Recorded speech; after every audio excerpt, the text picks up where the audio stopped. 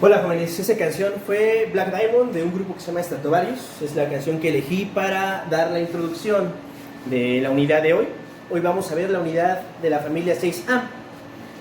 La unidad de la familia 6A, también llamada familia del oxígeno, familia de los calcógenos o familia de los anfígenos. Ahorita explico por qué les daremos estos nombres. Es la unidad que vamos a tocar.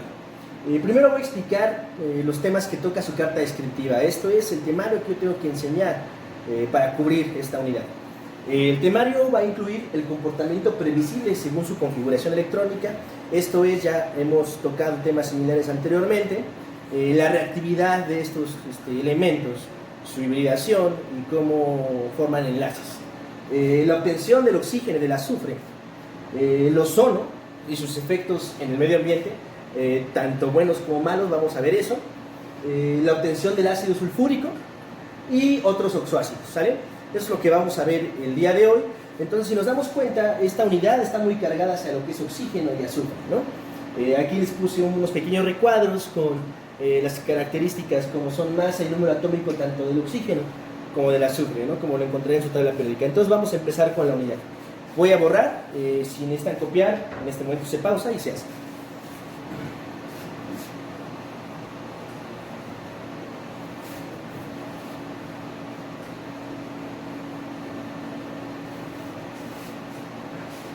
Bueno, jóvenes, ¿por qué se llaman calcógenos? Bueno, eso es un poco extraño, debe ser un nombre muy antiguo. Calcógenos viene del griego haltos, que quiere decir cobre, y como tal calcógeno sería formador de cobre, lo cual no tiene mucho sentido, pero en esos tiempos se considera que el cobre era un mineral, entonces podríamos decir que es formador de minerales. Y anfígenos básicamente es por los compuestos que forman tanto el oxígeno como el azufre, que pueden tener características anfotéricas. Ya habíamos hablado que es un anfótero es una especie química que se puede comportar ya sea como ácido o como base, dependiendo contra quién vaya a reaccionar. Y vamos a ver que justamente los compuestos que están formados con oxígeno y azufre pueden ser anfóteros. Entonces vamos a empezar con lo que sería la primera parte, que es el comportamiento previsible según la configuración electrónica de estos elementos, con lo cual primero tengo que dibujarle su configuración electrónica de cada uno de ellos.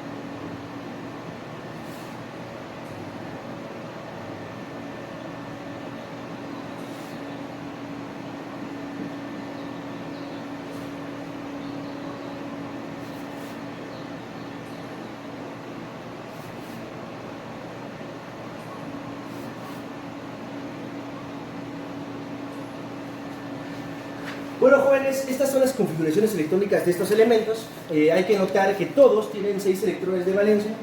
Recordemos, siempre se les hago énfasis en los videos, los electrones de valencia son los que están en el último nivel energético, no en la última letra, en el último nivel energético. Esto es 2, y 4 para el P, serían 6 electrones de valencia.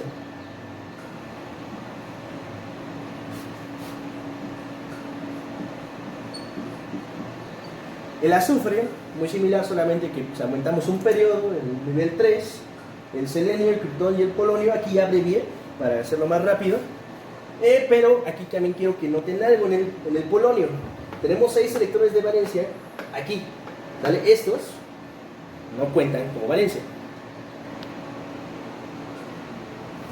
¿Ok? Y el polonio, recordemos o veamos que sus electrones de valencia están en nivel 6. Todos son 6 electrones de valencia.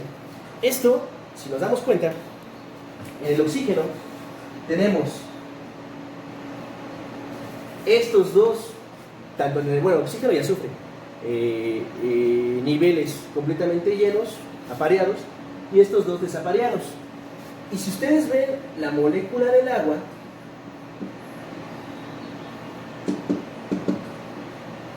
les podría hacer sentido esto.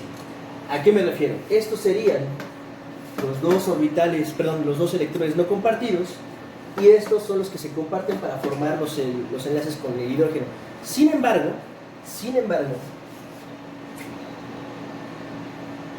el ángulo de enlace de esto es de 104.45 grados. Si esto fuera cierto, si esta fuera la configuración que está funcionando para enlazarse, el ángulo de enlace sería de 90, porque estamos en PX, PY y PZ. Estamos de acuerdo que esos ejes tienen 90 grados entre ellos. Entonces, esto no explica la configuración electrónica. ¿Qué es lo que está pasando, jóvenes? Ustedes ya lo saben, se está hibridando, hay hibridación. ¿Sale? Y vamos a empezar a hablar de eso justamente, de la hibridación de estos dos, es de los que vamos a ver. Hay que resaltar que esta familia, la familia de los anfígenos, todos estos, lo que serían oxígenos, azufre, selenio y telurio, son no metales, y el polonio es un metal, ¿sale? El polonio es un metal, es radioactivo, de hecho, se considera como veneno. Así que no vamos a hablar mucho de pero estos sí los vamos a tocar. Algún dato interesante, el polonio radioactivo se ocupó para matar a un agente de la KGB. No sé si lo llegaron a escuchar o por ahí sus padres le contaron alguna vez. Entonces vamos a empezar a hablar de hibridación y vamos a empezar a hablar de hibridación del oxígeno. ¿Sale? Voy a borrar, copien o pausen en este momento. Ok, jóvenes, vamos a empezar a hablar de hibridación sp3 del oxígeno. Esta sería aquí la configuración electrónica que podríamos llamar en estado basal, cuando no se ha hibridado. ¿Sale?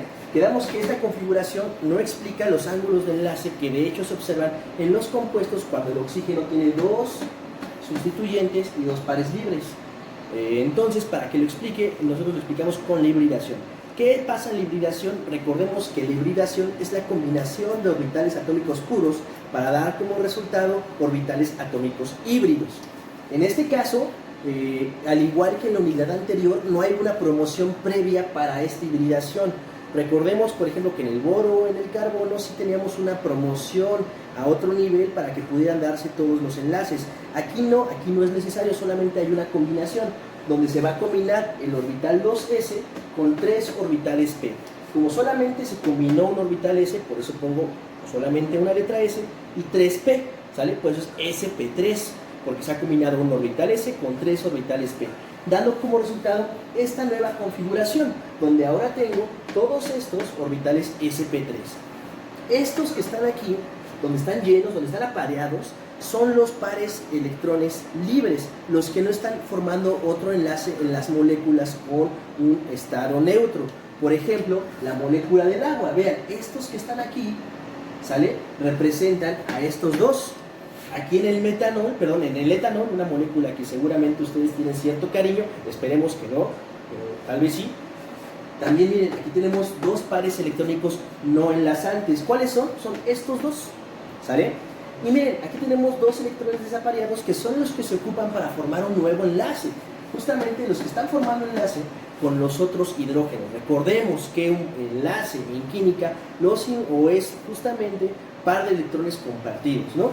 Entonces, estos dos electrones que están desapareados aceptarán aquí otro electrón para formar un enlace. Aquí, por ejemplo, con los hidrógenos y aquí con una cadena de carbono de dos carbonos, y aquí con un hidrógeno, ¿sale? Entonces, la hibridación sp3 es válida para todas aquellas estructuras o para todos aquellos compuestos donde el oxígeno tiene dos enlaces sencillos y dos pares libres, ¿sale? ¿Qué moléculas? Bueno, el agua, el peróxido de hidrógeno, los alcoholes, todas esas moléculas tienen una hibridación por parte del oxígeno sp3, ¿sale? Entonces, si yo dibujara una molécula hasta donde vamos ahorita, ustedes ya podrían señalar no nada más al carbono y al boro como era en un inicio, ustedes ya pueden señalar más átomos y checar ahora la hibridación, ¿no? En la clase anterior les enseñé, por ejemplo, la del fósforo, ¿no? Y por qué, por ejemplo, algunos compuestos del fósforo no cumplen la regla del octeto. Pero esta es la hibridación del oxígeno. Voy a borrar esta hibridación sp3 y ahora voy a explicar la hibridación sp2. Bueno, jóvenes, vamos a continuar. Ahora vamos a explicar la hibridación sp2 del oxígeno. Esta sería la configuración electrónica en estado basal. Y para que se dé la hibridación sp2, lo que tenemos que hacer es combinar el orbital s con dos orbitales p. En este caso les puse px y py. Puede ser cualquiera. Recordemos que cuando se combinan los dos, el sobrante pues pierde orientación, ¿sale? Aquí solamente por poner un nombre puse px y py. Entonces, como combiné un orbital s con dos orbitales p, me da orbitales sp2. Ahora, recordemos, como combiné tres orbitales atómicos puros, me van a dar como resultado tres orbitales atómicos híbridos. Estos son los híbridos. Y el último, el pz, que recuerdo le puse un nombre nada más, sería el orbital atómico puro que no se combinó. Esta hibridación nos va a dar como resultado compuestos de oxígeno donde tengo dobles enlaces con el oxígeno. Por ejemplo, esto, ¿no? Vean, aún tengo los pares de electrones no enlazantes, estos dos de acá, ¿sale? Pero este orbital que no se combinó me genera una interacción a larga distancia formando un enlace pi, ¿sale? Es ese doble enlace que está ahí. Ese tipo de enlaces, esos dobles enlaces son muy comunes en química orgánica cuando ustedes ven cetonas, aldehídos, ácidos carboxílicos y sus derivados de los ácidos carboxílicos. Ustedes los ven así, ¿sale? ¿Cómo sé que es una hibridación sp2? Bueno, cuando tengo oxígeno, dos electrones o dos pares de electrones no enlazantes y un doble enlace con otra especie, ¿sale? Esta es la hibridación sp2. Entonces recordemos, ya vimos hibridación sp3, ya vimos hibridación sp2 del oxígeno. Ahora, ustedes, como ejercicio, quiero que hagan lo mismo, pero con el azufre. Básicamente, jóvenes, es lo mismo, solamente que se recorre un nivel. En lugar de que estén trabajando en el 2, van a estar trabajando en el 3. Entonces, por favor, ese va a ser entregable para esta semana. Hacen la misma hibridación, pero para el azufre, hablando de hibridación sp3 y sp2. Y es lo mismo, ¿eh? Cuando hablamos de sp3 del azufre, el azufre tiene dos pares no enlazantes y dos enlaces sencillos. Por ejemplo, este es un tiol, ¿sale? Y cuando es sp2,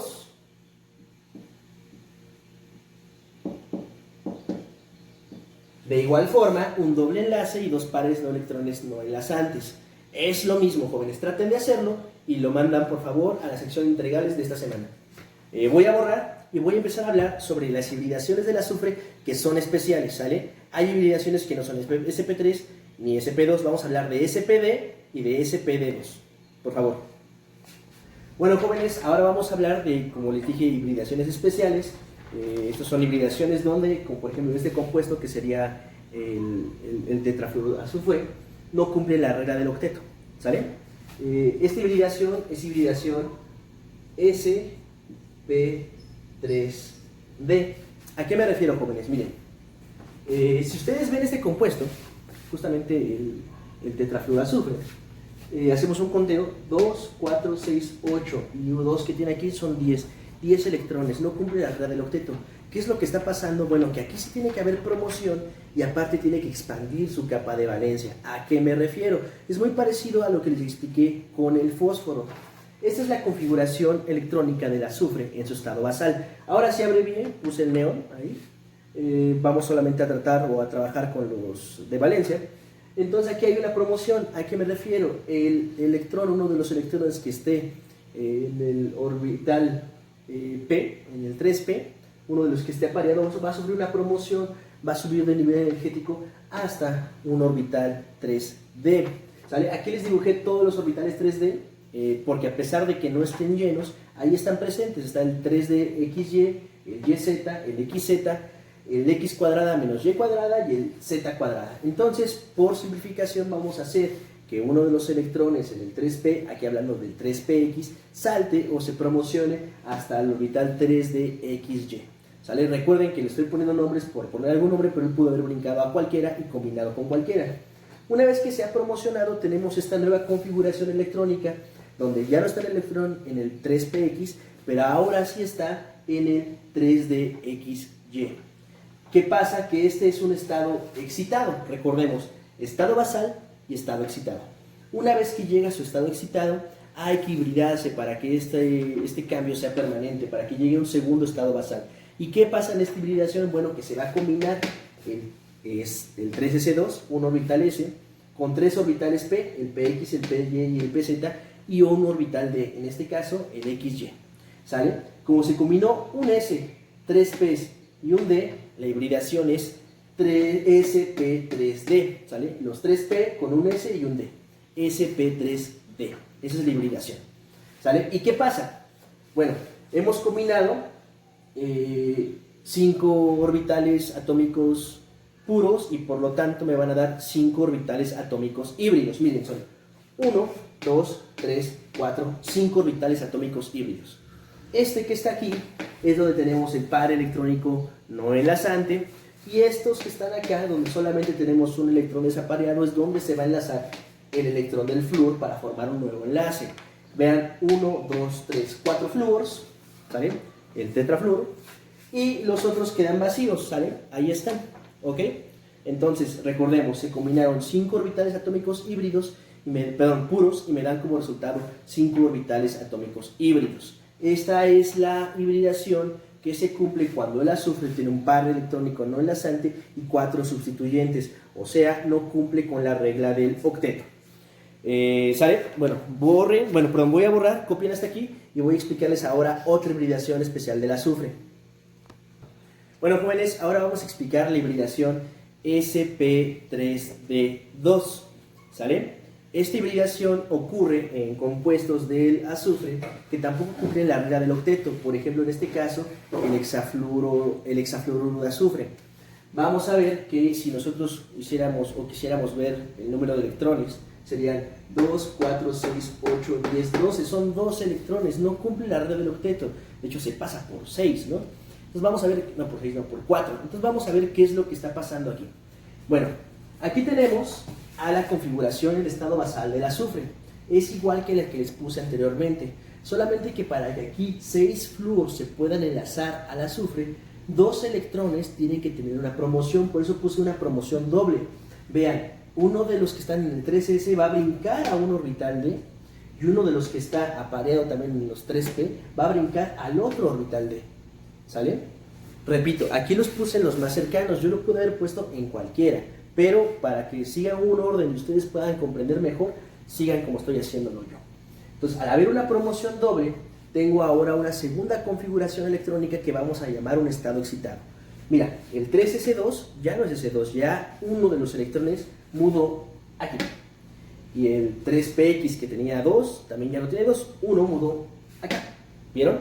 Una vez que se han mudado, que se han promocionado, que han aumentado su energía, le vamos a llamar a esto el estado excitado. Pasamos del basal al estado excitado y después se va a hibridar. Una vez que se hibrida, vamos a ver qué hibridamos o qué combinamos. Combinamos un orbital S con 3 orbitales P con 2 orbitales D. Aquí estoy indicando número, jóvenes, no quiero que vayan a confundirse con nivel energético. Aquí indico número, un solo orbital S con 3 orbitales P con 2 orbitales D, para darme como resultado una hibridación sp3d2. ¿Cuántos fueron en total? 6 orbitales atómicos puros se combinaron, por lo tanto me tienen que dar 6 orbitales atómicos híbridos. Los mismos que se combinan, el mismo número me arroja de orbitales atómicos híbridos. Y veamos, tenemos 3sp2, 3sp3d2, lo tenemos 6 veces, y estos quedaron puros. Aquí en estos es donde tengo en cada uno de ellos un electrón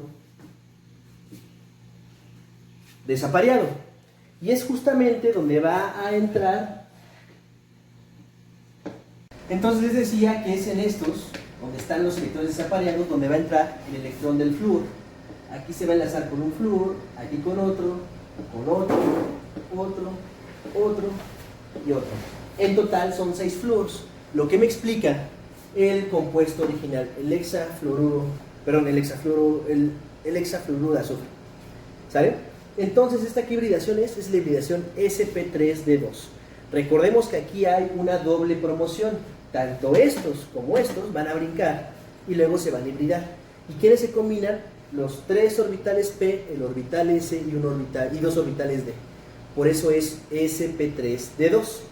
¿Sale? Esa es la hibridación, otra hibridación especial, cuando el azufre tiene 6 enlaces. ¿Sale? 6 enlaces me da, o tiene que ser una hibridación sp3d2. Con estos conocimientos que les acabo de brindar en el azufre, quiero que ustedes hagan el ejercicio, que también va a ser entregable para antes del domingo, de esta molécula, el trióxido de azufre. Les voy a dibujar su estructura de Lewis para que se guíen sobre qué hibridación es.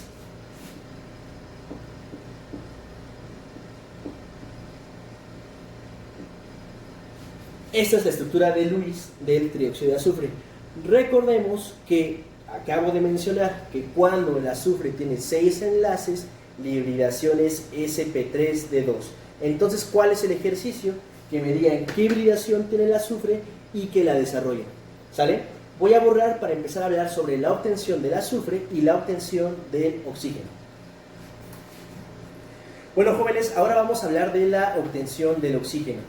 A estas alturas del curso ustedes tendrán que ser capaces de decirme que ustedes pueden obtener oxígeno, por ejemplo, a partir de la electrólisis del agua.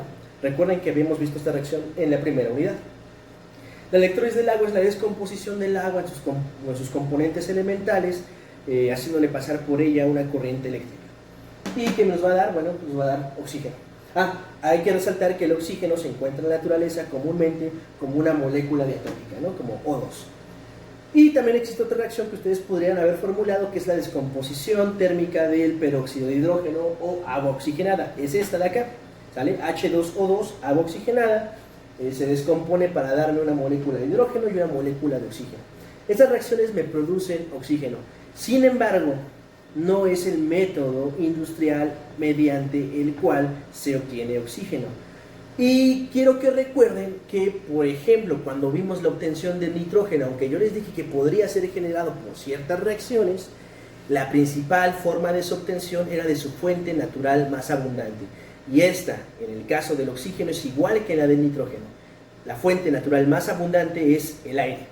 Y por eso la forma para obtenerlo es la destilación criogénica del aire, proceso del cual ya hablé la clase anterior, donde expliqué cómo se obtenía el nitrógeno y el oxígeno mediante la destilación criogénica del aire, y solamente recordaremos que el aire es una mezcla homogénea de gases, bueno, idealmente, porque a veces hay contaminación, pero idealmente es una mezcla homogénea de gases compuesta por nitrógeno, oxígeno y otros gases, en el que principalmente se encuentra el argón.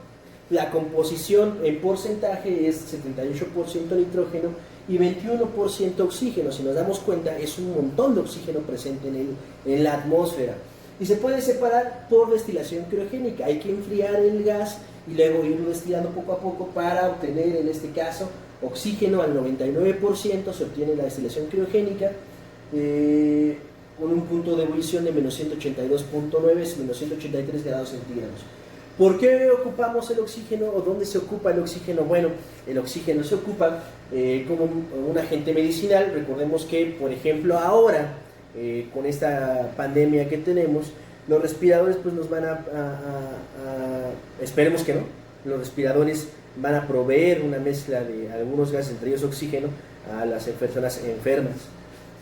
En la soldadura se ocupa oxígeno y también como oxidante en muchos procesos industriales, uno de los cuales es el proceso contact, que es el proceso mediante el cual se obtiene el ácido sulfúrico, del cual vamos a hablar un poquito más adelante. Ahora les voy a explicar cómo se obtiene el azufre, el cual es un proceso muy simple que están involucrados más procesos físicos que químicos como tal. Entonces, copien esto que es la obtención del oxígeno. Recordemos, haciendo énfasis que es por destilación criogénica del aire. Y ahorita hablamos de la obtención del azufre. Bueno, jóvenes, vamos a continuar hablando ahora de la obtención del azufre. Hay que resaltar algunas cosas. El azufre sí se encuentra libre en la naturaleza, no como casi todos los elementos que hemos visto hasta ahorita, donde tenemos que hacer un pretratamiento de sus minerales para poder obtener el compuesto. Aquí el azufre sí se encuentra en su forma elemental en la naturaleza y se encuentra en yacimientos que de hecho están muy cercanos a yacimientos de gas natural. El proceso de obtención del azufre, como les adelanté, involucra más un proceso físico que como tal un proceso químico. ¿A qué me refiero? Vamos a decir que este es un yacimiento de azufre en el subsuelo.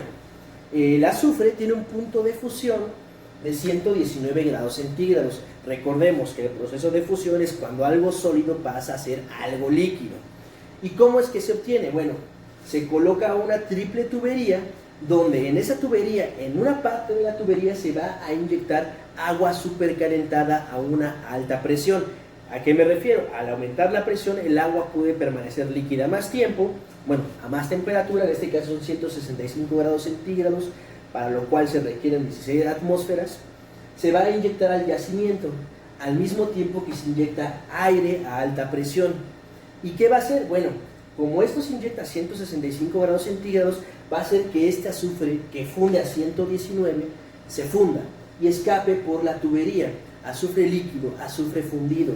Ese azufre se va a purificar por un proceso que se llama sublimación.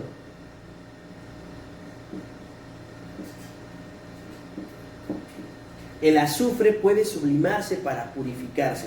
De hecho, si ustedes pueden ir a la farmacia, van a poder encontrar azufre sublimado, así lo venden. Es un proceso para purificar el azufre. Recordemos que la sublimación es una transición elemental entre el estado de agregación sólido al estado de agregación sólido al estado de agregación gaseoso. ¿Sale? Esa es la sublimación. Entonces se sublima, se condensa y volvemos a obtener azufre sólido para purificar el azufre que hemos obtenido mediante este proceso. Ahora, ¿para qué ocupamos el azufre? El azufre se va a ocupar principalmente para la obtención del ácido sulfúrico. Para esto, para obtener ácido sulfúrico. Hay que resaltar ahorita que el azufre tiene varios alótropos. Entre los más importantes encontramos el octazufre, el dodecazufre o el hexazufre, que solamente es el mismo elemento pero enlazado a diferente número de átomos. ¿Sale? 8 átomos de azufre, 12 átomos de azufre o 6 átomos de azufre, pero los 3 son azufre. ¿Sale? El más común es el octazufre o el azufre ortorrómbico, se llama por el arreglo cristalino que tiene en el espacio. Pero ¿cuál es? Recordemos su principal aplicación, la obtención del ácido sulfúrico, la cual se hace por el proceso contact, así se llama, contacto. ¿Por qué es importante? ¿Por qué les voy a enseñar este proceso ahorita? Bueno, resulta que es algo muy gracioso. El ácido sulfúrico tiene muchas aplicaciones a nivel industrial, muchas se quedan dentro de la misma industria química, pero la producción de ácido sulfúrico, qué tanto ácido sulfúrico produce una nación, se toma como un indicador del desarrollo de la industrialización de ese país. Entonces vamos a hablar ahorita del proceso contact, que es un proceso catalítico ocupando pentóxido de vanadio para obtener ácido sulfúrico. ¿A partir de quién? De su fuente natural, que es el azufre. Entonces, copien esta parte de la obtención del azufre y vuelvo en un momento con la obtención del ácido sulfúrico mediante el proceso contact. Bueno, jóvenes, vamos a continuar ahora con el proceso de obtención del ácido sulfúrico mediante el proceso llamado proceso contact. Proceso contact y viene de contacto ¿con quién? Con el catalizador importante en este proceso, que es pentóxido de vanadio. Entonces vamos a repasar o voy a explicar cómo es el proceso contact. Primero, recordar que este proceso, mediante el cual se hace ácido sulfúrico, es tomado como un indicador de desarrollo del país donde se está haciendo. ¿Sale? ¿Qué tanto ácido sulfúrico produce un país? Nos indica qué tan desarrollado está. Es muy importante para la industria del ácido sulfúrico y vamos a ver cómo se obtiene. Bueno, el proceso contact puede tener dos materias primas. Podemos partir de dos cosas. Podemos partir de pirita, que es esto que está aquí, que es sulfuro de hierro, o de azufre ortorrómbico. Bueno, cualquier tipo de azufre. Aquí puse azufre ortorrómbico por decir algo. Pero va a variar muy poco dependiendo de qué estemos ocupando.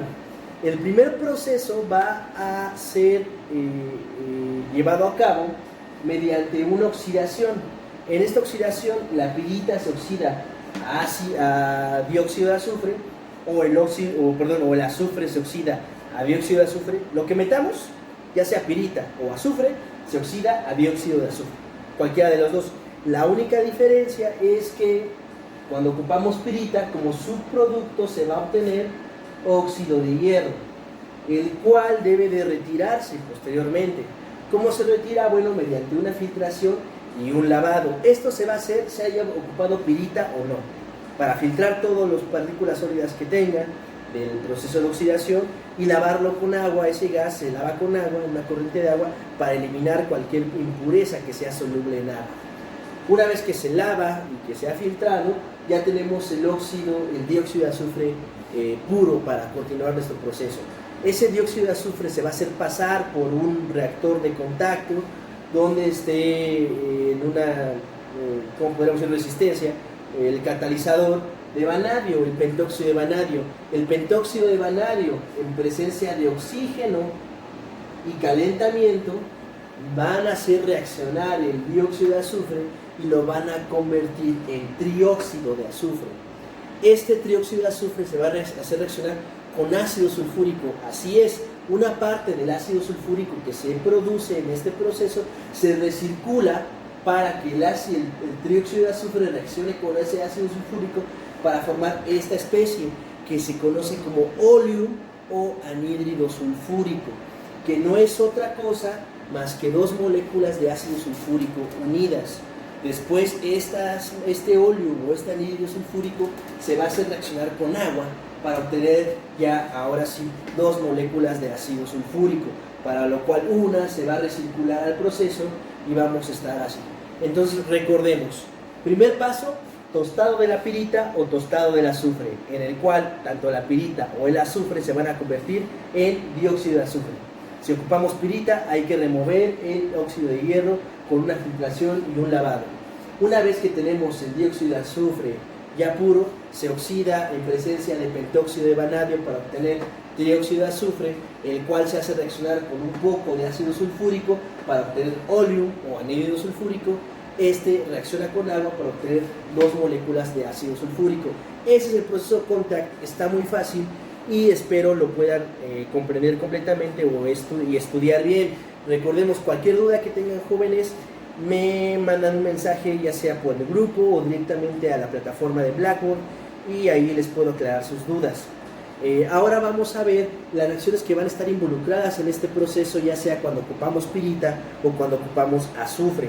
De hecho, jóvenes, y este es un aviso, en el examen que va a venir la siguiente semana, viene un problema del proceso contact, donde yo les voy a decir que quiero producir tantos litros de ácido sulfúrico y ustedes tendrán que decirme cuánto azufre ortorrómbico, cuánta pirita es necesaria ocupar. Para eso van a ocupar las ecuaciones que yo les voy a pintar en un momento, las ecuaciones para que simbolizan las reacciones que se dan en el proceso contact. Entonces, este es el proceso, cópienlo por favor, y ahorita voy a colocar las reacciones.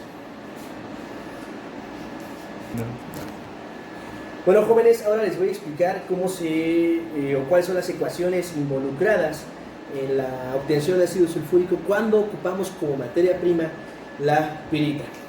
Entonces, aquí tenemos la pirita, dos moléculas de pirita se van a tener que hacer, o se hacen reaccionar con 11 medios de moléculas de oxígeno para obtener 4 moléculas de dióxido de azufre y una molécula de óxido de hierro. Ese dióxido de azufre es el que sigue en el proceso, el que nosotros ocupamos, y lo vamos a hacer reaccionar con 2 moléculas de oxígeno en presencia del catalizador de pentóxido de vanadio, el cual no participa globalmente. O sea, recordemos que no se tiene que poner en la ecuación el catalizador porque no se consume. Entonces solamente pongo las 4 moléculas de dióxido de azufre más las 2 moléculas de oxígeno, que me van a dar como resultado 4 moléculas de trióxido de azufre. esas mismas 4 moléculas de trióxido de azufre aparecen acá otra vez, se hacen reaccionar con 4 moléculas de ácido sulfúrico y me van a dar como resultado 4 moléculas de óleum o anhídrido sulfúrico. Aquí les dibujo la estructura de Lewis desarrollada del óleum. Si nos damos cuenta, es básicamente 2 moléculas de ácido sulfúrico pegadas. Este es el ácido sulfúrico.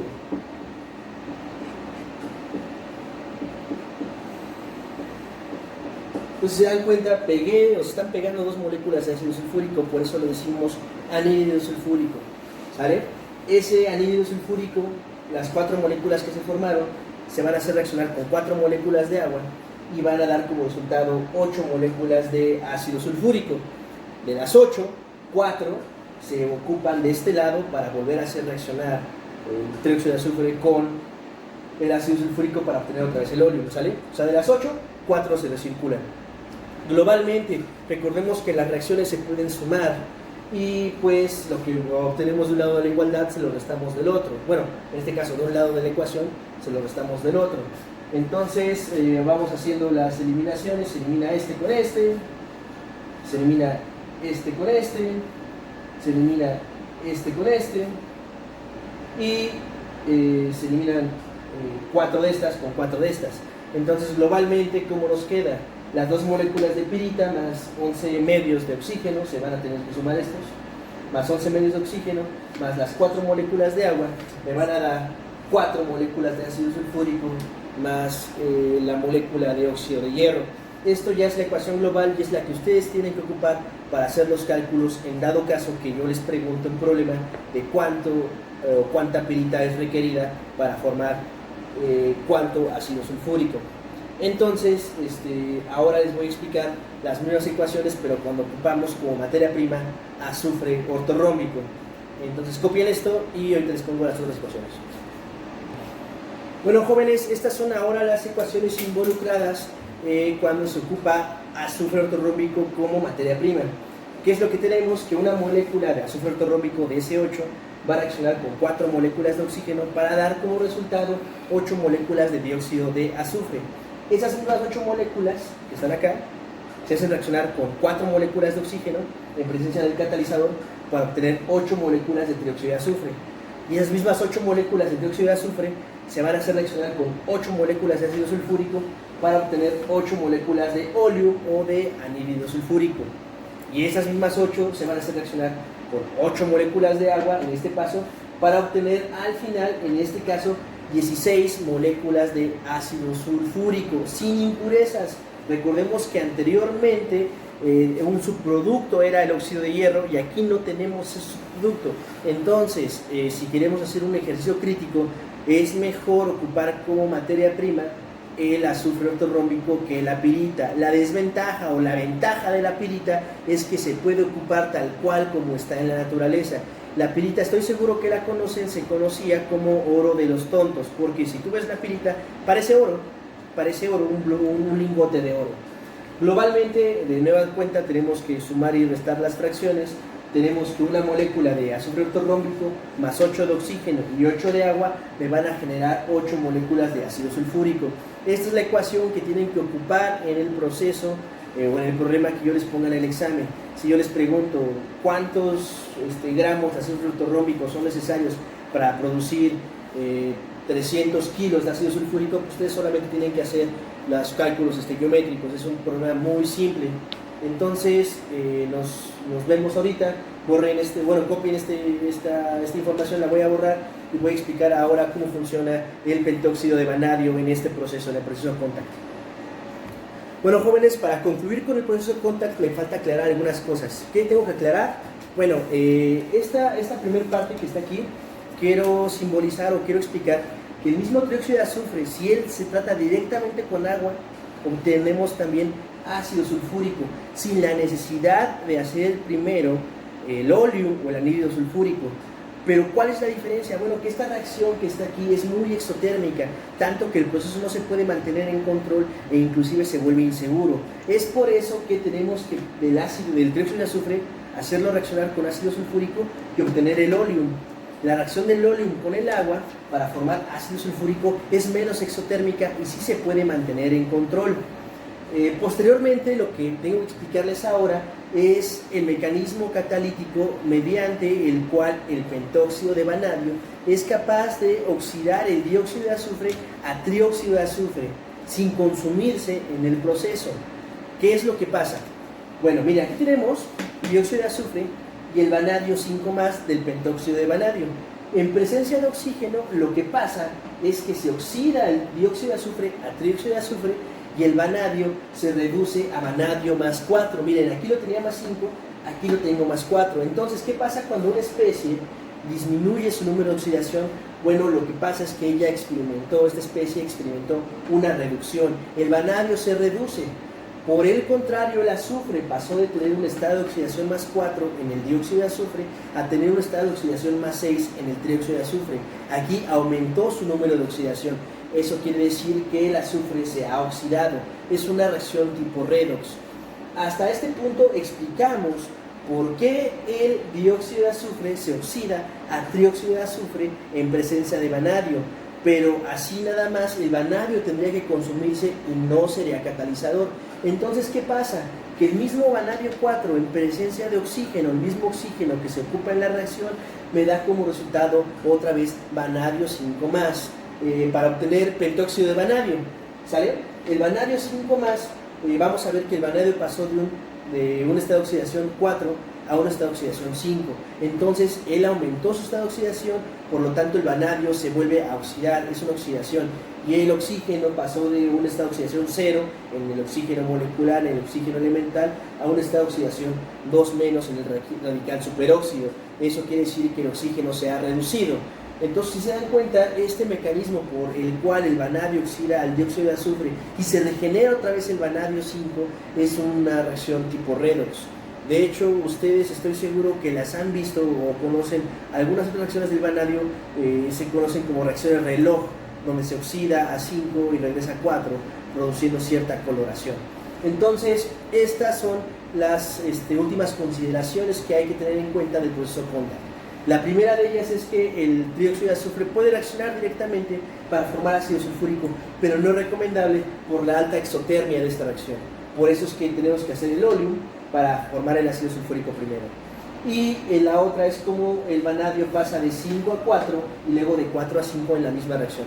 Entonces, esto es lo último del proceso Contact y vamos a empezar a hablar ahora de otros oxoácidos, ¿sale?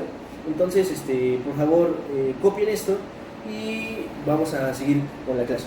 Bueno, jóvenes, vamos a continuar con el tema de los oxoácidos. ¿Qué es un oxoácido? Básicamente, un oxoácido es muy ambigua su definición. Un ácido en el que en su estructura incorpora más de un átomo, un átomo de oxígeno, ¿sale? Y uno de los ejemplos más comunes se los acabo de dar hace un momento, el ácido sulfúrico.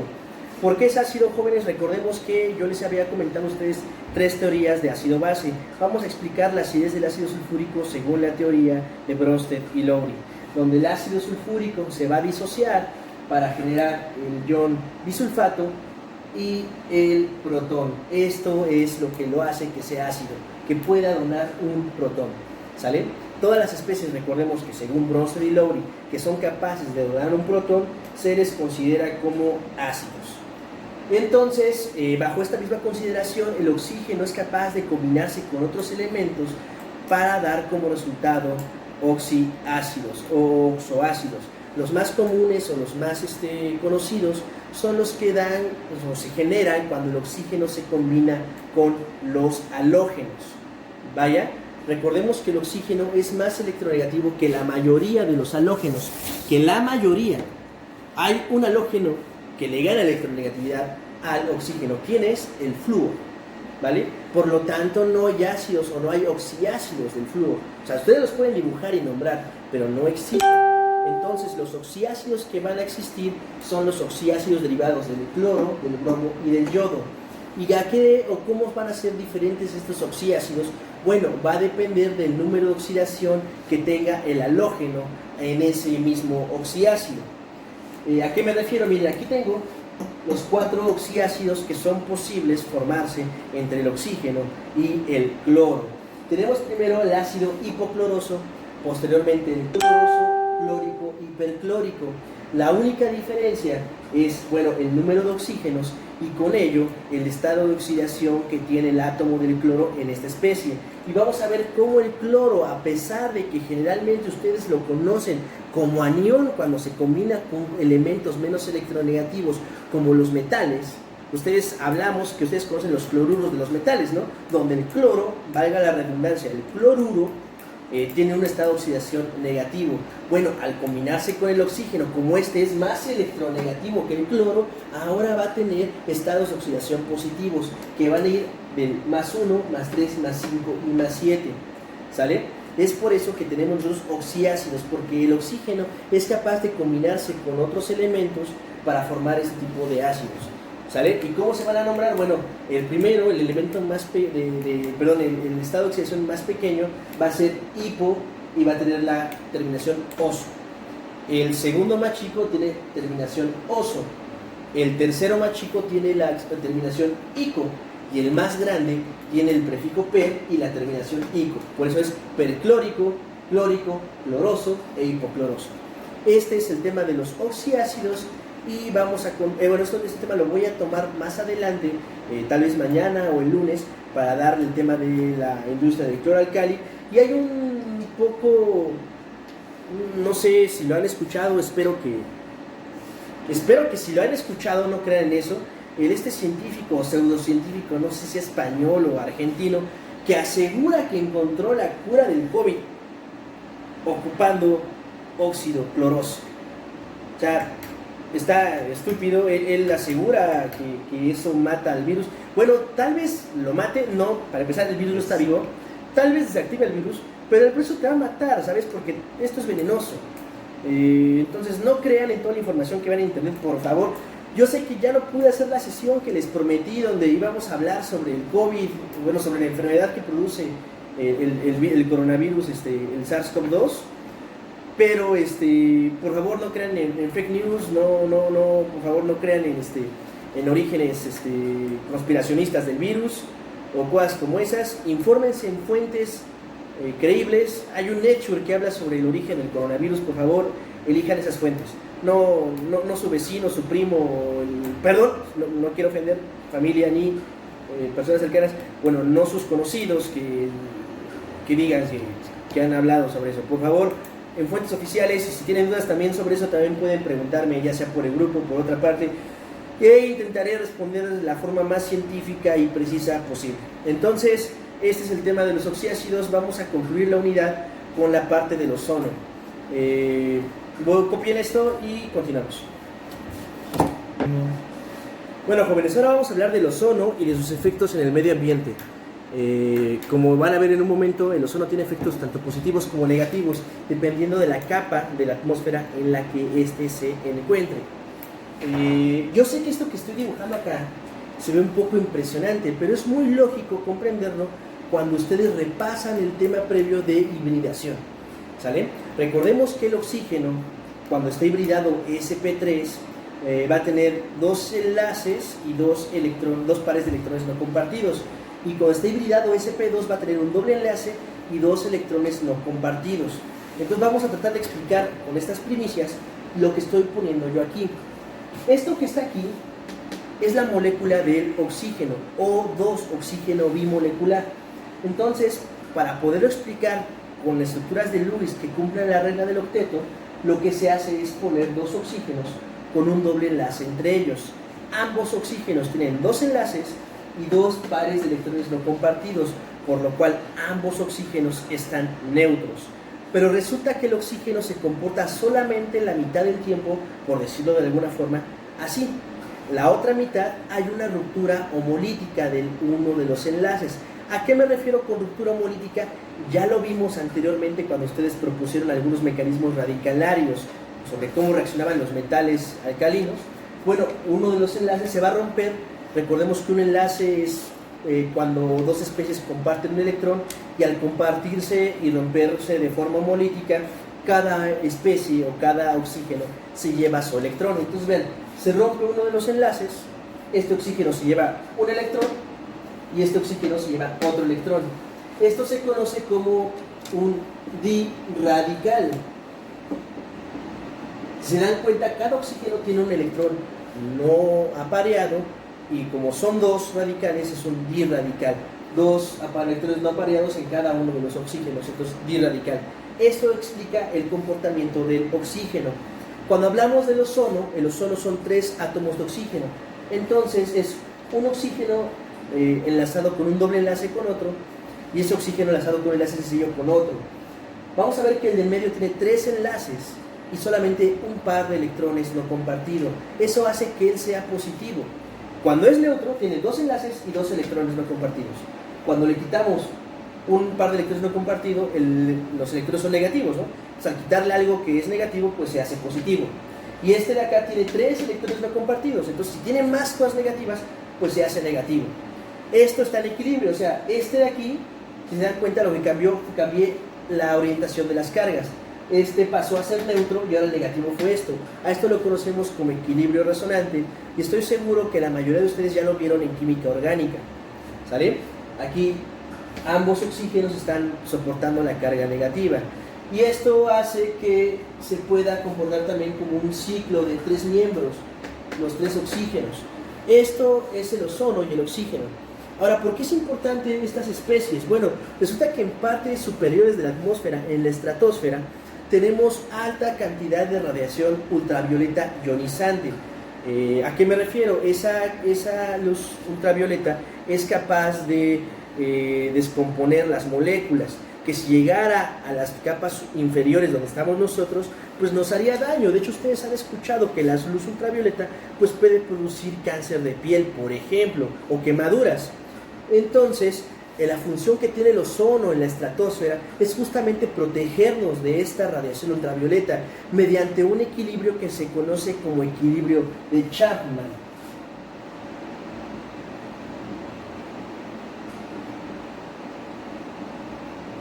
Equilibrio de Chapman.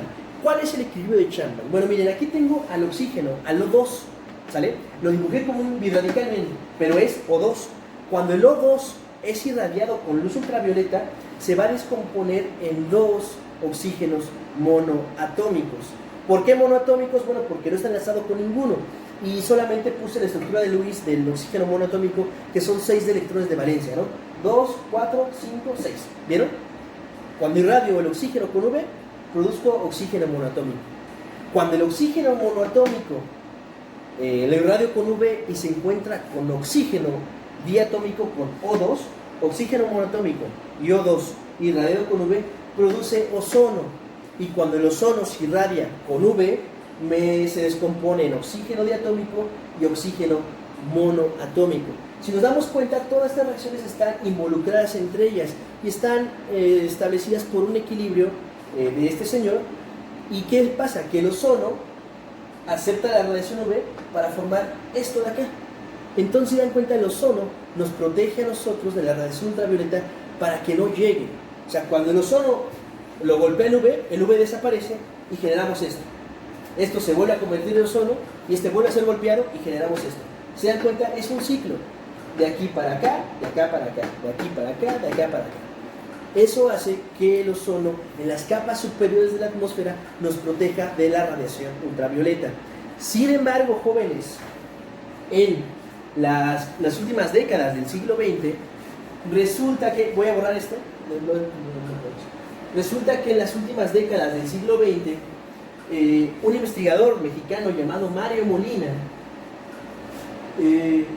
dijo por qué el uso de los fluoroclorocarbonados destruía la capa de ozono. En ese momento había una especie de compuestos que se conocen como fluoroclorocarbonados,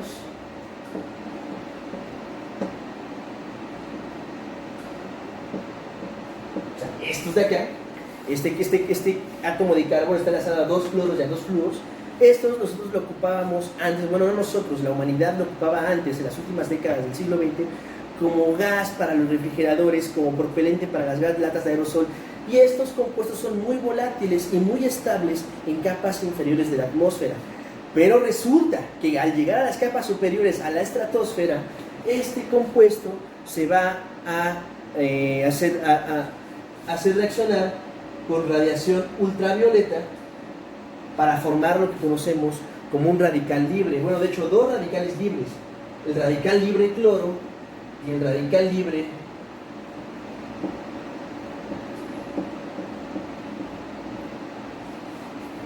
clorofluoro, ¿no? Este de aquí es un poquito más estable y va a tender a dimerizarse con otras especies, pero este de acá no.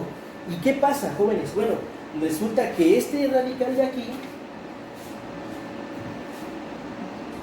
el radical cloro que acabamos de generar, va a reaccionar con el ozono que nos protege de la radiación ultravioleta para formar la cura del coronavirus, el radical óxido cloro más oxígeno diatómico. Entonces ya destruyeron el ozono, ¿vieron? El ozono que los protegía se ha destruido y ahora nada más tenemos oxígeno monoatómico. ¿Y qué pasa? Bueno, que este de aquí